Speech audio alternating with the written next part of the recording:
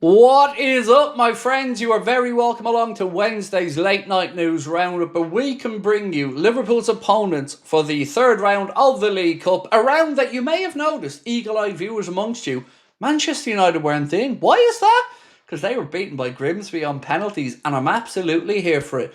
Over the next few minutes, I will of course tell you our opponents. We'll go through and give you the very latest in Liverpool's pursuit of Mark Guehi, Isak, a little bit on James McConnell, and a couple of other bits and pieces that we hope will keep you right up to date. Now, this transfer window is going right down to the wire, and you don't want to be waiting around for the news. You want it right to your phone. So make sure that you scan that QR code and join the Anfield Agenda WhatsApp community, where we would adhere to get that news directly to you as quickly as we can.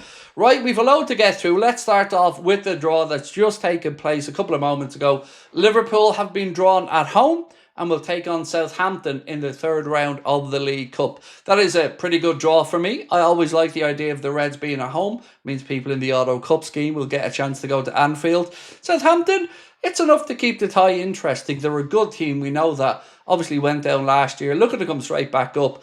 But it's an intriguing tie. Hopefully Arna will be able to play the likes of Rio in that game and maybe a few other kids, but it's a draw that I think we can be fairly happy with, ladies and gents. So that's who we've gotten. Liverpool drawn at home against Southampton in the third round of the League Cup, the round at which point the European teams only come into it. We're only entering in, and United are already on the way out. Did I mention that they lost because United lost to Grimsby Town on penalties? Did I mention that? They did lose, though, really, to Grimsby. Right, let's talk. James McConnell update. The Telegraph over in the Netherlands have said that Ajax have come to an agreement with Liverpool for the loan of James McConnell for the season. We know McConnell's going to sign the new 5-year contract before he goes over and joins Johnny Heidinger's side for the season ahead. Liverpool set to pocket about €1.5 million or £1.2 million between a loan fee and an amount to cover some of the cost of McConnell's wages. So that one looking like it's getting a little bit closer. All that we need now is a medical for James McConnell to pass, and he will be an Ajax player for the season ahead.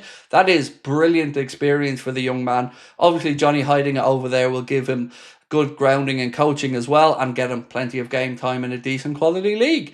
Let's move on to something from Dean Jones of ESPN, and he said that Liverpool are tempted to make a deadline day move to try to sign Real Madrid forward RODRYGO if they're unable to convince Newcastle to sell Alexander Isak.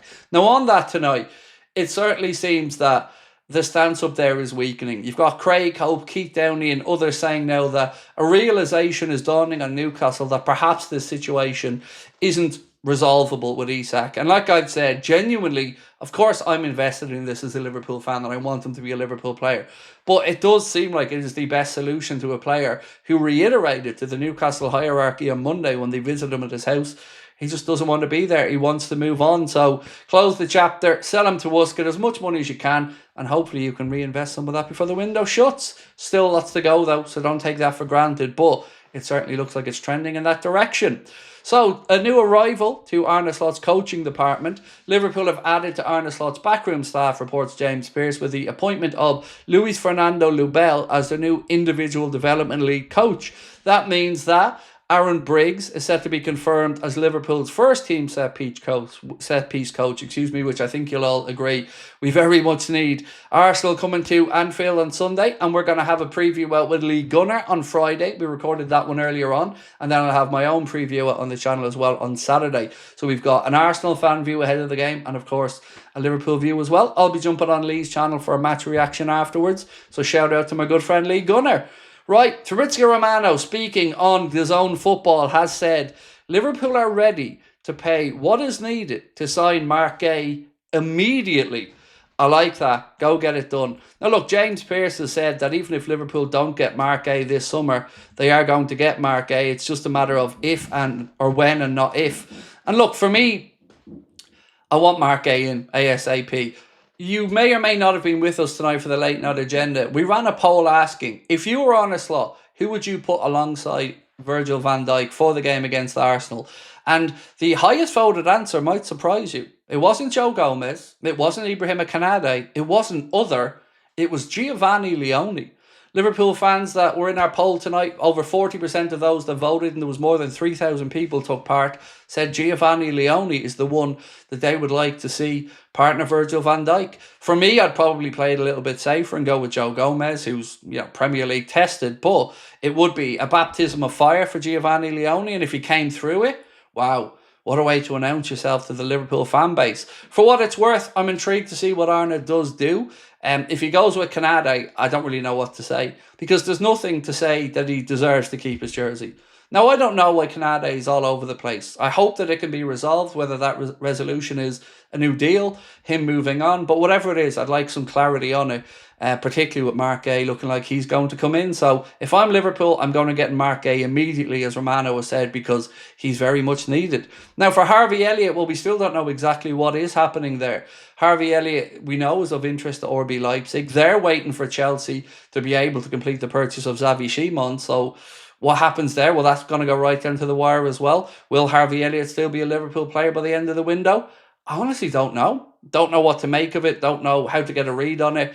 But if we bring in Isak and Gay, I think we're okay squad-wise. If we don't and we let Elliott go, I think it would be very foolish of us. So maybe one to keep right till the end. And also a little bit of an update on Stefan Bajcetic today, which was very welcomed as well. Paul Joyce has been posting to confirm that Stefan Bajcetic is set to stay and work with Arne Slot on the coaching staff on his continued development. That's brilliant news for me. I was concerned for Stefan when he didn't really have a pre-season. I'm a big Stefan Bajcetic fan. I think he's a wonderfully talented footballer.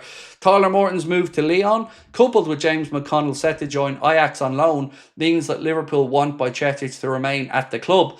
Now look, we've already talked about the fact we drew Southampton in the League Cup. That could be one game that we could pencil in there. Obviously, we've got the Champions League draw coming up as well. That will take place at 5 p.m. tomorrow. We will be live for it, so I hope that you can join us. I'll take you right the way through the draw, which will give Liverpool all of our opponents. We do know we will face at least two big guns in that draw. Liverpool bound to face two of the following 6 teams: PSG, Barcelona, Real Madrid, Bayern Munich, Internazionale and Dortmund. One of those home, one away. Let me know in the comments what way you're thinking. For me, a cheeky little Barcelona at home and a Dortmund away. If we had to pick two of those games, I wouldn't say no to, but let me know what you guys are thinking.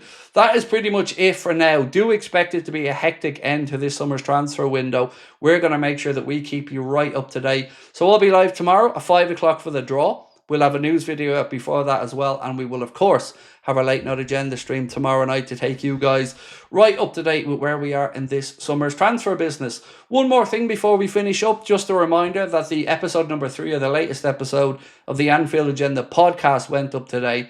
It was myself, Chris Donich and Steve Bland, and we discussed everything you would expect. The match against Newcastle, the transfer windows, refereeing, and a few other bits and pieces. So if you get a chance, you can find that on Spotify or on our YouTube channel.